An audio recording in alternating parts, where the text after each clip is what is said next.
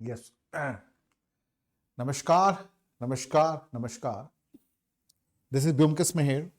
I welcome all of you in this my channel. और आज देखिए, जैसे कि फर्स्ट हमने डिस्कस हम करेंगे how to prepare economy. Economy को हम कैसे प्रिपरेशन करें यूपीएससी में. नॉर्मली लोगों को लगता है कि इकोनॉमी जो है one of the most difficult topic है, बट मैं बता दूं ऐसा बिल्कुल भी नहीं है. Economy is one of the most simple topic so far as UPSC examination is concern. देखिए, दरअसल क्या होता है ना, इकोनॉमिक्स को पढ़ते नहीं है लोग अच्छे से, ठीक है, या गलत किताब पढ़ते हैं जिसकी वजह से इकोनॉमिक्स और डिफिकल्ट लग जाता है. ठीक है, इकोनॉमी नारियल की तरह है. नारियल नारियल जैसे कि ऊपर में सख्त होता है, अंदर में पानी होता है. तो economy is like that. Indian economy is like that. ऊपर में सख्त दिखता है, डिफिकल्ट, बट दरअसल वो डिफिकल्ट है नहीं. और एग्जामिनेशन में जो भी क्वेश्चन आएगा यू कैन इजीली आंसर. तो मैं यहाँ पर आज का जो क्लास रहेगा उसमें मेनली मैं बताऊंगा how to prepare economy. How to prepare economy. Economy को आप कैसे तैयार करें, किस तरह से, ये चीजें मैं आप लोगों को बताऊंगा. क्लियर है? तो बने रहिएगा और जुड़े रहिएगा. ठीक है, देखिए, दरअसल इकोनॉमी को हम जो है examination point of view ignore नहीं कर सकते, क्योंकि economy subject as a subject it's a very crucial. So far as prelim is concern, so far as mains is concern. दोनों में रेलिवेंट है. प्रीलिम्स में भी और मेंस में भी, दोनों में रेलिवेंट है. इकोनॉमिक्स को हम इग्नोर कर ही नहीं सकते. अगर मैं बात करूं नंबर ऑफ क्वेश्चन, अगर मैं बात करूं नंबर ऑफ क्वेश्चंस जो इकोनॉमी से आते हैं नॉर्मली, आमतौर पर कितने क्वेश्चन आते हैं आप देख सकते हो. ठीक है, ये कुछ रिपोर्ट है, जैसे कि 2010 में इकोनॉमी से 36 क्वेश्चन आए थे. समझ रहे हो, 36 क्वेश्चन.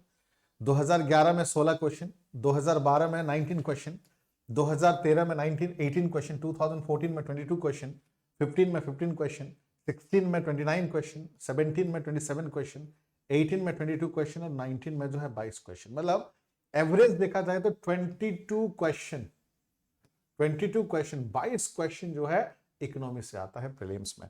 और ऐसा सब्जेक्ट जहां से 22 क्वेश्चन आता हो, उस सब्जेक्ट को हम नेग्लेक्ट नहीं कर सकते, या अंडर एस्टिमेट नहीं कर सकते, या फिर छोड़ नहीं सकते. इस सब्जेक्ट को बल्कि अच्छा से ध्यान देके पढ़ना जरूरी है.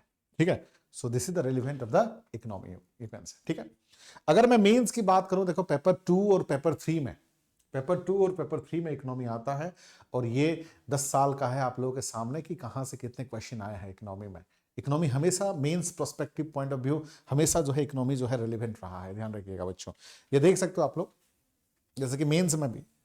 तो यहाँ पे मेंस की अगर बात करें, देखिए यहाँ पे कि 2013 में 135 क्वेश्चन, उसके बाद जो है 2014 में 130 क्वेश्चन, 2015 में 150 क्वेश्चन, 2016 में 150 क्वेश्चन, 2017 में 185 क्वेश्चन. तो ये आप देख सकते हो. 2018 में 160 क्वेश्चन, 2019 में 165 और एवरेज 150. एवरेज कितना बेटा? 150 मार्क्स सॉरी, क्वेश्चन में बता रहा था, ये मार्क्स है. ठीक है, मतलब 2013 में 135 मार्क्स, 130 मार्क्स, 150. तो इस तरीके से है. तो एवरेज जो है 150 मार्क्स जो है इकोनॉमिक्स से आता है. जो अगर मैं बात करूं मेंस की, पेपर 2 और पेपर 3 की, सो ऐसा सब्जेक्ट जो प्रीलिम्स में 22 मार्क आता हो, 22 क्वेश्चन आता हो, और मेंस में जिसका रेलिवेंसी 150 से भी ज्यादा है, तो ऐसा सब्जेक्ट को हमें ध्यान से पढ़ना जरूरी है. ठीक है बच्चों, अब देखो प्रीलिम्स का देखो, और सच बताओ तो इकोनॉमी जो है सिलेबस ऐसे मेंशन कर दिया है यूपीएससी वालों के लिए, तो बच्चे और कंफ्यूज हो जाते हैं कि इकोनॉमी में एक्चुअली है क्या. बट देखिए, सिलेबस में, प्रीलिम्स के सिलेबस में आप देखोगे तो इतना ही रहेगा उसमें कि प्रिलिमिनरी एग्जामिनेशन का सिलेबस में इतना ही है और कुछ नहीं है. उसके बाद जो है मेन सिलेबस है. देखिए, उसके बाद जो है मेन सिलेबस है. तो प्रीलिम सिलेबस में इतना ही शब्द लिखा है: economic and social development, sustainable development, poverty, inclusion, demographic, social sector initiative. तो बच्चा इसमें कंफ्यूज है कि सर हम क्या पढ़े क्या पढ़े. ठीक है, हम क्या पढ़े, बच्चा इसमें कंफ्यूज है. इतना कम. बट दरअसल ये इतना कम भी नहीं है. फॉर एग्जाम्पल, जैसे कि मैं सस्टेनेबल डेवलपमेंट के बारे में बात करता हूं. ठीक है, सस्टेनेबल डेवलप, तो सस्टेनेबल डेवलपमेंट का मतलब ये नहीं है कि बेटा केवल सस्टेनेबल डेवलपमेंट को रट्टा मार दो कि अभी रिसोर्सेस की सस्टेनेबल डेवलपमेंट का डिफिनेशन क्या है, ठीक है, उसका इंप्लीमेशन क्या है, ये नहीं है. यहां पर आपको health sector, education sector, infrastructure, per capita income, GDP, ये सब चीजें आएगा। ओवरऑल डेवलपमेंट, ये हर मतलब हर पहलू पे आपको बात होगी। एजुकेशन पे बात होगी, पॉवर्टी पे बात होगी, पॉवर्टी इराडिकेशन पे बात होगी, एम्प्लॉयमेंट पे बात होगी, इंफ्रास्ट्रक्चरल डेवलपमेंट पे बात होगी, ट्रांसपोर्ट एंड कम्युनिकेशन पे बात होगी, हेल्थ पे होगी, सैनिटेशन पे होगी, स्टैंडर्ड ऑफ लिविंग पे होगी। तो इट्स ए ब्रॉडर पर्सपेक्टिव। तो इकोनॉमी में ये केवल आप लोगों के लिए लिख दिया है, तो आने वाला टाइम पे उसको और भी अभी इसी वीडियोस में ही आपको थोड़ा सा प्रीलिम्स में जो इतना दिया है उसका मतलब क्या है, मैं डिटेल में इसी वीडियोस में ही बने रहिए, मैं एक्सप्लेन करके बता दूंगा कि उसका मतलब क्या है, क्या क्या चीजें पढ़ना है, क्या क्या चीजें छोड़ना है। और इकोनॉमिक्स में और एक चीज भी कंफ्यूजन हो जाता है। मार्केट में जितना भी किताब मिलता है, चाहे वो रमेश सिंह जी का हो, चाहे दत्तेन सुंदरम हो, चाहे उमा कपिला जी का हो, चाहे आईसी धिंगड़ा का हो, जितना भी किताब है इतनी मोटी सी किताब है, कम से कम 400 450 पेज के आसपास है।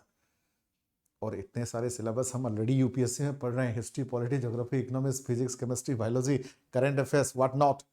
तो उसमें से इकोनॉमिक्स को भी इतना ज्यादा पढ़ना पड़े तो फिर मुश्किल हो जाती है ना। I can understand.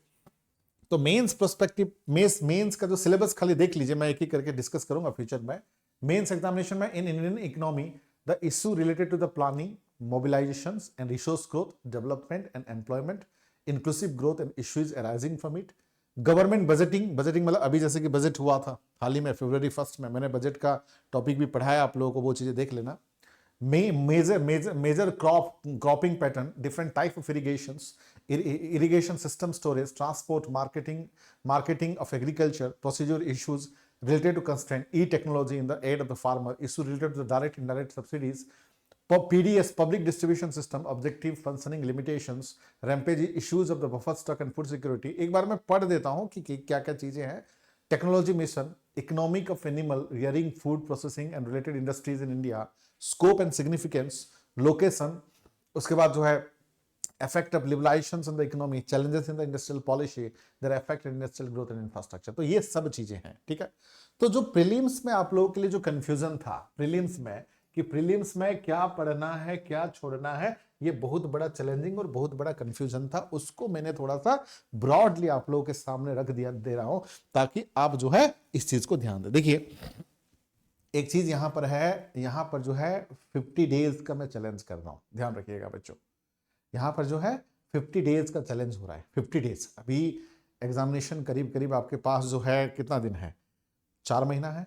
तो 50 डेज में किस प्रकार से आप पढ़ोगे, और खासकर मैं 4 सब्जेक्ट पढ़ाऊंगा, हिस्ट्री, पॉलिटी, ज्योग्राफी, इकोनॉमिक्स, ये 4 सब्जेक्ट पढ़ाऊंगा, ठीक है।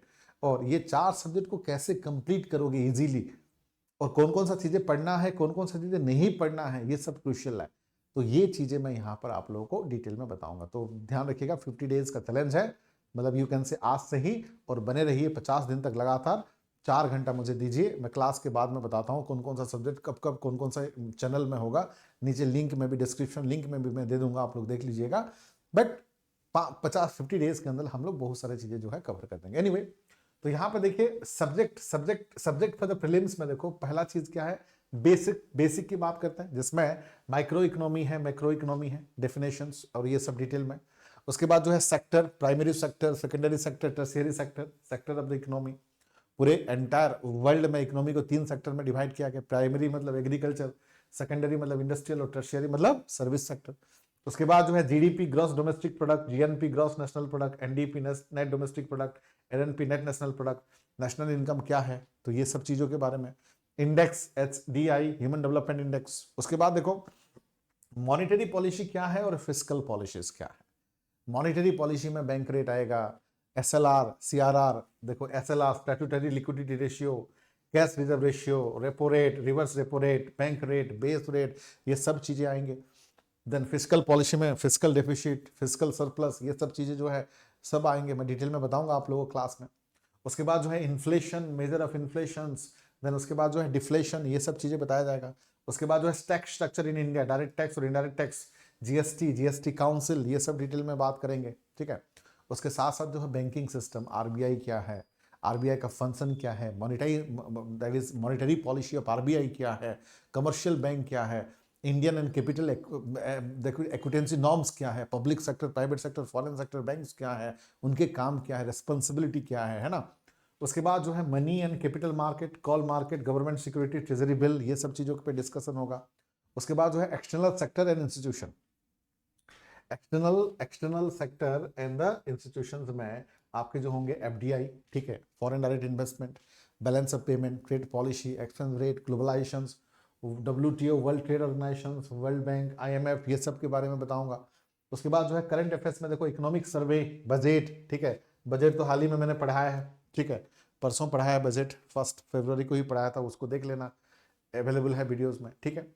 अब बात आती है कि यार बच्चे बहुत कंफ्यूज होते हैं कि सर कौन सा किताब पढ़ें, और कंफ्यूज होना स्वाभाविक है, कंफ्यूज होना स्वाभाविक है, क्योंकि इतना ज्यादा मार्केट जो आज के डेट में जो है, मतलब हम लोगों के टाइम पे थोड़ा सा रिसोर्सेज कम था, आज के डेट में कम रिसोर्सेज का दिक्कत नहीं है, ज्यादा रिसोर्सेज का दिक्कत है। अब जब जरूरत से ज्यादा ज्यादा चीजें होती है तो कंफ्यूजन तो और ज्यादा क्रिएट होती है कि क्या पढ़ें क्या छोड़ें, किस तरीके से पढ़ें और कैसे कौन सा चीजों को छोड़ें, तो ये बड़ा क्रूशियल हो जाती है। तो यहां पर चीजें देखिए कि मैंने थोड़ा सा किताब को लिमिट कर दिया है। मैं हमेशा से ये चाहता हूं आप लोगों का कि किताब को जो है लिमिट कर दूं, ताकि आप लिमिटेड चीजों को पढ़ें और आपका सिलेक्शन जो है फट से हो जाए, ये मेरा मकसद है। तो यहां पर देखिए मैंने किताब को लिमिट कर दिया। देखिए यहां पर देखो, जो लोग इकोनॉमी को कभी नहीं पढ़े हो, दोज आर बिगिनर, या फिर अभी +2 में ग्रेजुएशन में हो या फर्स्ट अटेम्प्ट देने वाले हो, तो वो ये जरूर पढ़ें, एनसीईआरटी से शुरुआत करें। सबसे पहला चीज है 11th क्लास का एनसीईआरटी, 11th क्लास का एनसीईआरटी से वो शुरुआत करें, ठीक है। इंडियन इकोनॉमी एंड डेवलपमेंट, ये टोटल पढ़ना है बेटा, ये टोटल पढ़ना है। उसके बाद जो है 12th क्लास का एनसीईआरटी का macro economy chapter 3, 5 and 6, 3, 5 and 6, 3 number chapter, 5 number chapter, 6 number chapter, बाकी को छोड़ सकते हो, ठीक है, बाकी को छोड़ सकते हो, कोई जरूरत नहीं इतना इतना जो ऐसे चीज पढ़ें जो एग्जामिनेशन में ना आए, तो उसका कोई जरूरत है ही नहीं, ठीक है। ज्ञान देखो, ज्ञान ज्ञान तो हमेशा मरने तक वो होता रहेगा, पढ़ाई कभी खराब नहीं जाता, लेकिन हमें अभी टाइम कम है, तो वो चीजें पढ़ें जो एग्जामिनेशन में आता हो, अननेसेसरी चीजों को थोड़ा सा दूर रखें, है ना। 10th क्लास के एनसीईआरटी को अंडरस्टैंडिंग द इकोनॉमिक डेवलपमेंट का चैप्टर 1, 2, 3, 4, ध्यान रखिएगा, चैप्टर 1, 2, 3 एंड 4, और ज्यादा पढ़ने की जरूरत नहीं है, बस इतना पढ़ें। 11th क्लास का एनसीईआरटी पूरा, 12th क्लास का एनसीईआरटी 3, 5, 6 चैप्टर, और 10th क्लास का एनसीईआरटी 1, 2, 3, 4 मैंने स्पेसिफिक कर दिया है, ताकि आप जो है स्पेसिफिक रहें चीजों को, ठीक है। उसके बाद देखिए ये जो मैंने लिखा है 5 ऑप्शन है, 5 ऑप्शन का किताब में कोई भी एनी वन, ठीक है, एनी वन बुक, ऐसा नहीं कि सारे के सारे बुक पढ़ो पागल हो जाओगे, ठीक है। तो कोई भी एक बुक, ठीक है, जिसमें से ये है, देखिए इंडियन इकोनॉमी रमेश सिंह, ये अलग अलग किताब है, और कोई भी यहां पर और रहेगा, ठीक है, और इंडियन इकोनॉमी दत्तन सुंदरम, और Indian economy environment and ecology policies IC Dhingra, और इंडियन इकोनॉमी मिश्रन पुरी, और Indian economy performance and policies bye Uma Kapila, उसमें कोई भी एक, हाँ उसमें कंफ्यूज हो कि सर कौन सा पढ़े, आप ही बता दो, ठीक है। मैंने अपने प्रेफरेंस के हिसाब से लिख दिया है कि रमेश सिंह का फर्स्ट प्रेफरेंस है, देन दत्तन सुंदरम जी का सेकंड प्रेफरेंस है, देन आईसी धिंगड़ा जी का थर्ड प्रेफरेंस है, दत्तन पुरी का फोर्थ प्रेफरेंस है, और उमा कपिला फादर, मेरा प्रेफरेंस है ये। बाकी आपको अपनी मर्जी, आपको दत्तन सुंदरम अच्छा लग रहा है पढ़िए, आपको उमा कपिला जी अच्छा लग रहे हैं पढ़िए, आपको जो है आईसी धिंगड़ा जी अच्छा लग रहे हैं पढ़िए, ठीक है। लेकिन मेरा जो रिकमेंडेशन है यहाँ पर Indian economy bye Ramesh Singh मेरा रिकमेंडेशन रहेगा, बाकी आप अपने हिसाब से कुछ भी पढ़ सकते हैं, कोई भी एक किताब पढ़ना है, ठीक है, नहीं एक किताब पढ़ना है, ठीक है। तो ये क्या है, ये दोनों कवर करेगा, आपका प्रीलिम्स भी कवर करेगा और मेंस भी कवर करेगा, ठीक है। प्रीलिम्स और मेंस दोनों के लिए है, ध्यान, ये जो किताब पढ़ोगे प्रीलिम्स प्लस मेंस भी है बेटा, प्रीलिम्स प्लस मेंस दोनों चीजें यहां पर बेटा कवर होगा आपका, ठीक है ना। उसके बाद देखिए ओनली फॉर द मेंस, उसके बाद क्या है बेटा, ओनली फॉर द मेंस के लिए, केवल मेंस के लिए देखो Indian economy since independent by Uma Kapila, ठीक है, केवल मेंस के लिए, ये प्रीलिम्स में पढ़ने की जरूरत नहीं है, केवल मेंस पर्सपेक्टिव है ये।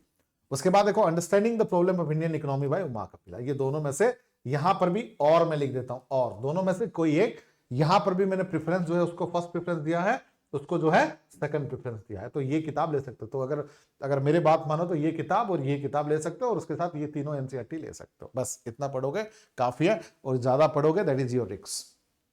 कोई आपको बोल रहा है कि उधर से पढ़ो, ये टॉपर ने ये बोल दिया, ये आपकी मर्जी है अभी, ठीक है, क्योंकि मैंने देखा है दुनिया भर के टॉपर कुछ भी बोलते हैं, मतलब क्या बताऊं, आपको तो पता ही है हालत क्या हाल है कोचिंग सबका, कि जिसका पैसा उनको मिल गया, जिनके साथ रिलेशन अच्छा है उनके बारे में नाम ले लेते हैं, एज सिंपल इज दैट। तो टॉपर लोगों के बातों पे ज़्यादा सीरियसली और ज़्यादा भरोसा मत करिए, ठीक है। 50% टॉपर तो बिकाऊ होते हैं, ठीक है, ऐसे पैसा लेके कुछ भी बोलते हैं, तो उनकी बातों पे ज़्यादा भरोसा मत करिए, ठीक है। टॉपर जो है कुछ 50% ठीक है, 50% तो पूरा पूरा मतलब उनकी गति चली गई है, एक बार आईएएस होने के बाद पूरा करप्शन तो वहाँ से शुरुआत कर लेते हैं। तो एनीवे चलिए उस बारे में मैं ज़्यादा नहीं बोलूँगा, बट हाँ, बट एज ए टीचर हम लोग जो है आपको सही सजेशन करेंगे, ठीक है ना, ठीक है। अब देखो 5 tips to score better in economy. 5 ऐसा टिप्स है जो इकोनॉमी में आप बेटर कर सकते हैं। 5 ऐसा टिप्स है आप जो इकोनॉमी में बेटर कर सकते हैं। कौन कौन सा टिप्स है? देखो पहला चीज है क्लियर द बेसिक कंसेप्ट। सबसे जरूरी चीज है क्लियर द बेसिक कंसेप्ट। आपका कंसेप्चुअल क्लैरिटी होना चाहिए। कंसेप्चुअल क्लैरिटी नहीं है तो इकोनॉमीज डिफिकल्ट लगेगा। जिसका कंसेप्चुअल क्लैरिटी है, इकोनॉमी सबसे आसान और सबसे इजी है। तो what you need to do is your conceptual clarity over the topic. Suppose for example आप आरबीआई पढ़ाई कर रहे हो, आरबीआई में मॉनेटरी पॉलिसी आप पढ़ रहे हो, आरबीआई में आप जो है monetary policies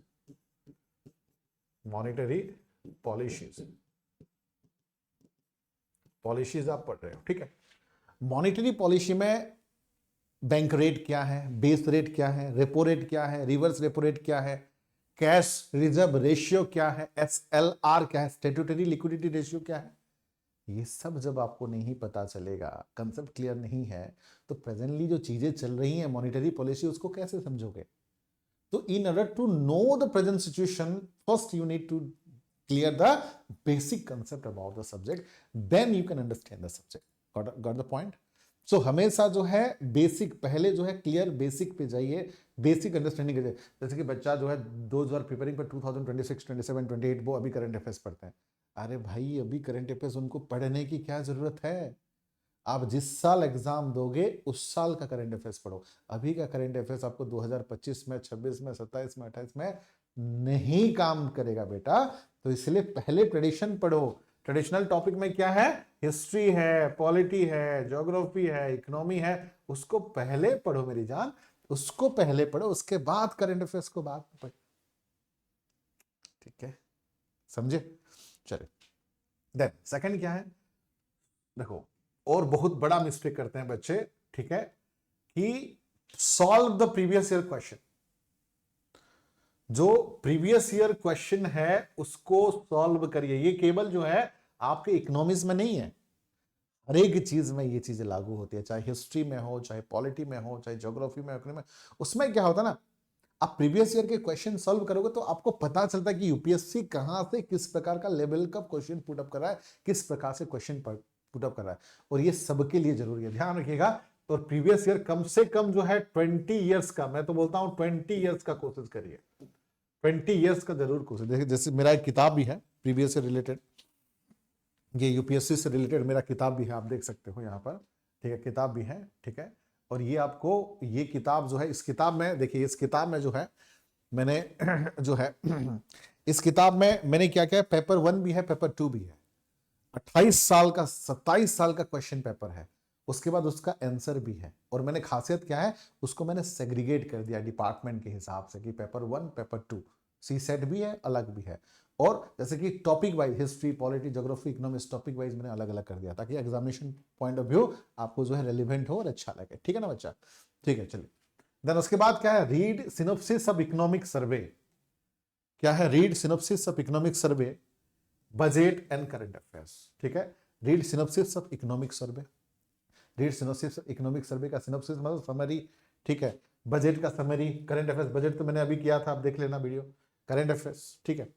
then relate static and current portion, जैसे कि मैंने बताया था आरबीआई में आपको repo rate, reverse repo rate, ये सब चीजें पता है, जो करंट में जो चीजें चल रहा है उसको रिलेट करिए।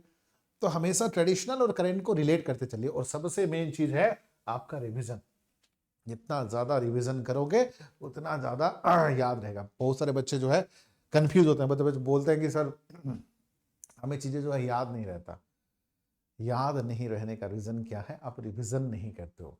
तो बार बार लगातार जो है आपको रिवीजन करना जरूरी है, ठीक है। So these are the few tips. उसके साथ मैं एक चीज बेहतरीन चीज आपको बता के जाता हूं। आज देखिए, एक जबरदस्त पहल मैं आप लोगों के लिए कर रहा हूं, ध्यान से पढ़िए। देखिए, 50 days challenge crack UPSC with Byomkesh Meher sir. क्या था ये कि अभी जो है प्रीलिम्स आपके लिए कितना दिन है? 4 महीना है।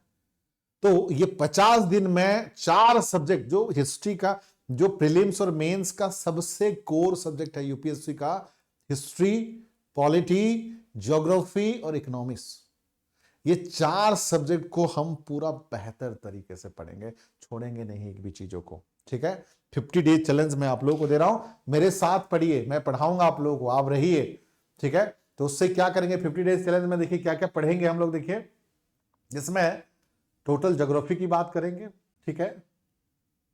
टोटल जिसमें हम लोग पढ़ेंगे, टोटल ज्योग्राफी पढ़ेंगे, इकोनॉमी पढ़ेंगे, पॉलिटी और हिस्ट्री। और ये कहां पर? देखो, पहला चीज तो मैं बता दूं, ये फ्री क्लासेस है।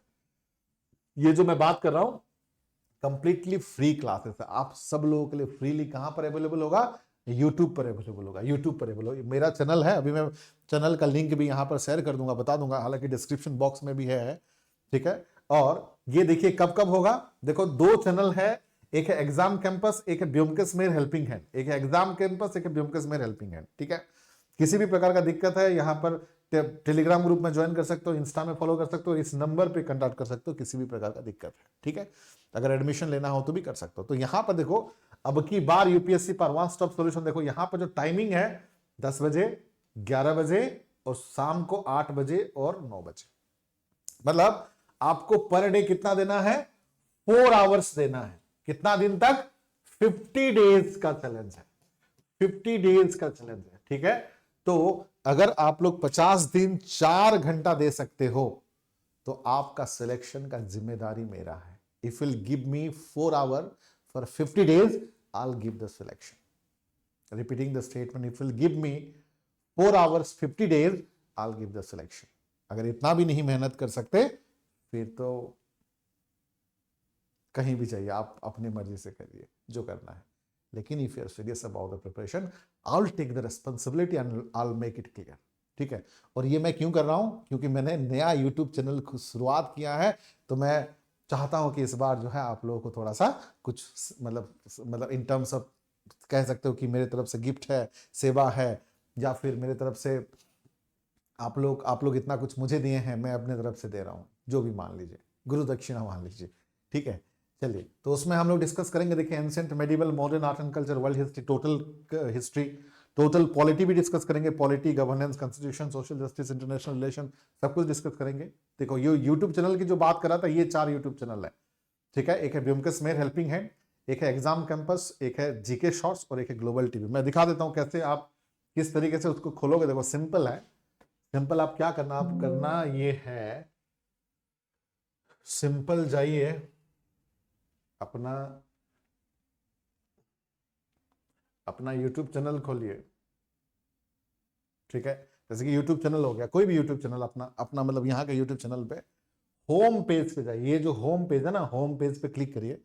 और जैसे ही होम पेज पे क्लिक करोगे तो आपका ये जो 4 चैनल, प्लीज सब्सक्राइब और अदर चैनल ऑल्सो, ये 4 चैनल आपको दिखेगा, जहां पर आपको सारी चीजें अवेलेबल हो जाएंगे। एक है आपका एग्जाम कैंपस ब्योमकेश, एक है ग्लोबल टीवी चैनल, एक है जीके शॉर्ट्स ब्योमकेश मेहर, और एक है ब्योमकेश मेहर हेल्पिंग हैंड चैनल। ये हमारे टीम का ही चैनल है। यहाँ पर जो है सारी चीजें, सारी सुविधा, सारे फैसिलिटीज आपको मिल जाएंगे। तो फिर से मैं दिखा देता हूँ चीजें, क्या क्या टाइम टेबल है। तो ये रहेगा हम लोग का टाइम टेबल। ये जो 50 डेज चैलेंज का ये टाइम टेबल है। You can take screenshot of this things और बने रहिए और जुड़े रहिए, ठीक है बच्चों। सो आज के लिए इतना ही। Thank you all, have a nice day, take care, Jai Hind.